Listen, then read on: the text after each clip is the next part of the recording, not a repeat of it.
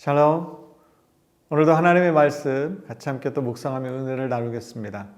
오늘은 그 5대 제사 중에 마지막 제사인 속건제에 대해서 같이 함께 생각해 보고 은혜를 나누는 시간을 갖겠습니다. 먼저 본문 말씀 같이 함께 읽겠습니다. 레위기 6장 1절부터 7절까지의 말씀입니다.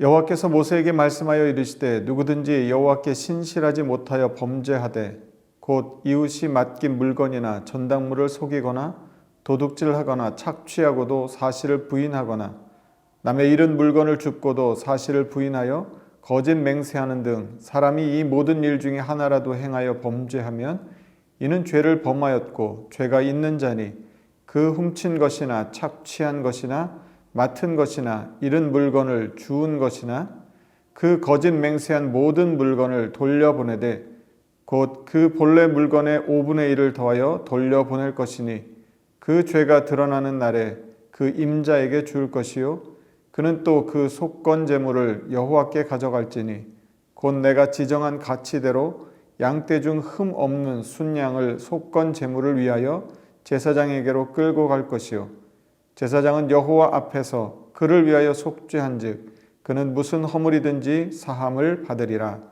아멘.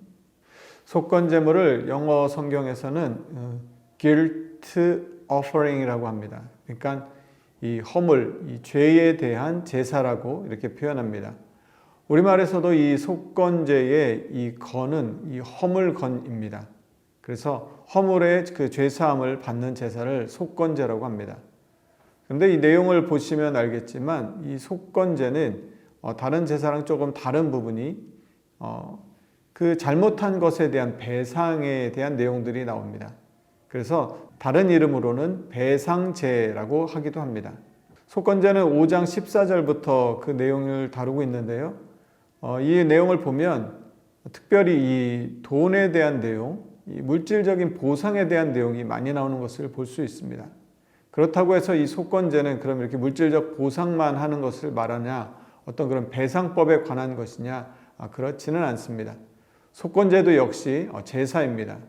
그래서 레위기 7장 말씀을 보시면 그 제사에 대한 내용들이 이렇게 쭉 나와 있습니다. 그런데 이 제사의 내용이 다소 이 화목제사의 그 내용과 비슷한 면을 볼 수 있습니다.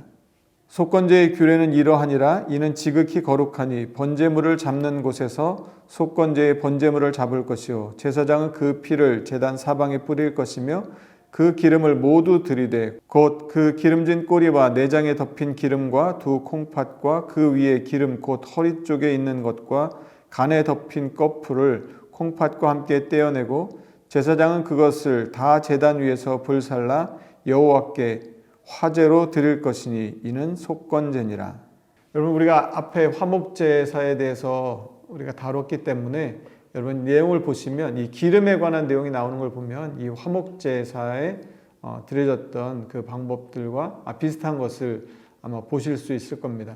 속건제도 역시 제사입니다. 그래서 하나님께 제물을 드리고 피를 뿌리고 기름을 불살라 화제로 드렸던 제사가 바로 이 속건제입니다. 그런데 속건제는 아까 말씀드린 것처럼 다루는 그 내용이 있어서 이 배상에 관한 내용들을 많이 다루게 됩니다. 하나님께 잘못한 것이나 또 사람에게 잘못한 것이 있다면 그 잘못한 것, 성물에 대해서 잘못했다면 그 성물을 그대로 배상하고 그리고 난 다음에 5분의 1을 더하게 되어 있습니다. 다른 사람에게도 마찬가지입니다. 특별히 오늘 읽었던 이 6장에 나오는 말씀을 보시면 굉장히 자세한 내용들을 구체적으로 다루고 있는데요. 2절 말씀 보시면 이웃이 맡긴 물건이나 전당물을 속이거나 도둑질하거나 착취하고도 사실을 부인하거나 남의 잃은 물건을 줍고도 사실을 부인하여 거짓 맹세하는 등 사람이 이 모든 일 중에 하나라도 행하여 범죄하면, 근데 이 말씀 속에서 우리가 조금 더 관심을 갖고 좀 주목해서 보고 싶은 부분들은 이 말씀 앞에 나오는 부분입니다. 6장 2절 말씀이 이렇게 시작합니다. 누구든지 여호와께 신실하지 못하여 범죄하되.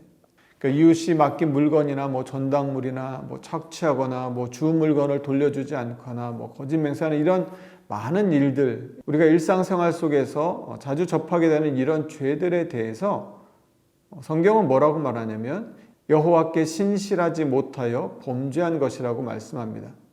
그러니까 우리가 서로 살아가는 서로 사람들과의 관계에 의해서 우리가 다른 사람에게 해를 끼치고 피해를 입히고 손해를 주는 것에 대해서 사람과 사람만의 관계로 성경은 보고 있지 않고 이것은 여호와께 신실하지 못하여 저지른 범죄라고 보고 있습니다.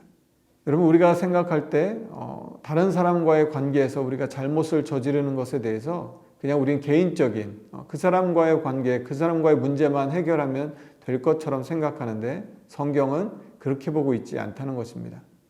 성경은 그것을 하나님과의 관계에서 보고 있다는 것이죠. 하나님 앞에 신실하지 못하여서 일으킨 범죄라고 보는 것이죠. 하나님께서 왜 이렇게 말씀하셨을까요? 그리고 이 내용을 왜 제사에 넣었을까요? 그냥 율법으로 정해서 그냥 사람들과의 문제를 해결할 수 있는 어떤 민사의 법으로 다룰 수 있을 것 같은데 이 내용이 제사에서 다뤄지고 있다는 것을 우리가 조금 주목해 볼 필요가 있습니다. 왜냐하면 다른 사람과의 관계, 다른 사람에게 손해를 입힌 것, 물론 하나님의 성물에 대하여서 범죄한 것은 말할 것도 없고요. 다른 사람과의 관계에서 저지른 그 범죄에 대해서도 하나님은 제사의 범주 안에 넣으셔서 우리가 하나님 앞에 그 부분들을 속죄할 것을 말씀하고 있다는 것입니다. 하나님은 이처럼 우리가 살아가는 삶 속에서 서로의 관계를 중요하게 생각하십니다. 화목제사를 드릴 때도 말씀드렸지만 함께 나누는 것에 대해서 하나님은 중요하게 보시는 것이죠. 혼자만 잘 먹고 혼자만 배부른 것이 아니라 그것을 함께 나눌 수 있도록 그리고 나눌 수밖에 없도록 말씀하고 계신 것이죠. 속건제도 저는 그렇지 않은가라는 생각을 갖습니다. 그냥 우리가 하나님께 제사를 드린다고 하면 그저 하나님과의 관계만을 생각하고 내가 하나님께만 용서를 받으면 될 것이라고 생각할 수 있는데요. 그런데 말씀을 보시면 다른 사람과의 관계에서 저지른 죄에 대해서 잘못에 대해서 하나님은 반드시 속죄하도록 말씀하고 있다는 것을 우리가 주목해 볼 수 있으면 좋겠습니다. 저는 이 말씀을 묵상하면서 예전에 나왔던 영화 미량에 대해서 잠깐 생각해 보게 되었습니다. 물론 딱 이 상황과 맞지는 않지만 만약에 하나님께서 이것을 보셨다고 하면 어떻게 하셨을까? 유괴하고 그래서 살인을 저질렀던 그 사람이 본인은 다 용서받았다라고 말하고 있지만 오늘 이 말씀을 적용해 놓고 본다면 하나님이 과연 그 사람이 말하는 것처럼 내가 너를 다 용서했다라고 끝나셨을까라는 생각에 어떤 질문을 갖게 됩니다.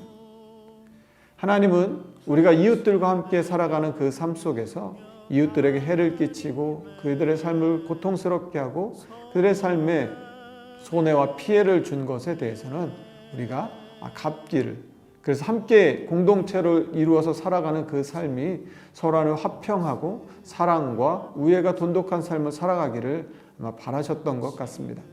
그래서 하나님께서는 우리가 하나님을 사랑한 것처럼 또 이웃을 사랑하기를 원하고 또 그렇게 말씀하고 계신 것이죠. 사랑하는 성도 여러분, 우리가 이 5대 제사, 5가지의 제사를 다 살펴보았습니다. 그런데 이 제사들을 통해서 우리가 생각할 수 있는 것은 하나님과의 관계, 하나님과의 그 사이에서 일어난 죄의 문제들을 해결할 뿐만 아니라 하나님은 우리가 우리의 이웃들과도 화목하고 화평하기를 서로 나누고 서로 돕기를 또 손해를 입혔다면 그것들을 갚을 뿐만 아니라 그 손해에 더해서 5분의 1을 더해서 갚을 것을 말씀하고 계신다는 것입니다. 하나님은 이처럼 우리가 살아가는 그 삶 속에서 이웃들과의 관계도 중요하게 보고 계신 것이죠.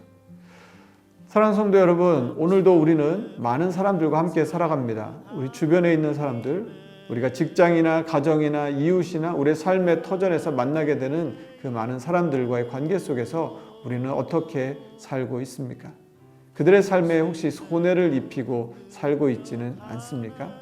하나님은 우리가 이웃들과 함께 사랑의 관계 속에서 화평의 관계 속에서 지내기를 원하시고 혹이라도 우리가 의도하지 않았지만 잘못을 저질러서 손해를 입혔다면 그것을 반드시 갚을 뿐만 아니라 그 손해의 5분의 1을 더해서 갚도록 말씀하고 계십니다. 오늘도 우리가 이 말씀을 마음에 새기며 우리의 이웃들을 더 큰 하나님의 사랑으로 사랑하여서 하나님을 사랑하고 이웃을 사랑하는 하나님의 그 말씀을 실천하며 살아갈 수 있는 우리의 삶이 되기를 간절히 소망합니다. 오늘 하루도 하나님의 말씀 가운데 은혜 가운데 승리하는 저와 여러분 되기를 간절히 소망하며 오늘 또 모든 말씀 묵상을 마치도록 하겠습니다. 감사합니다.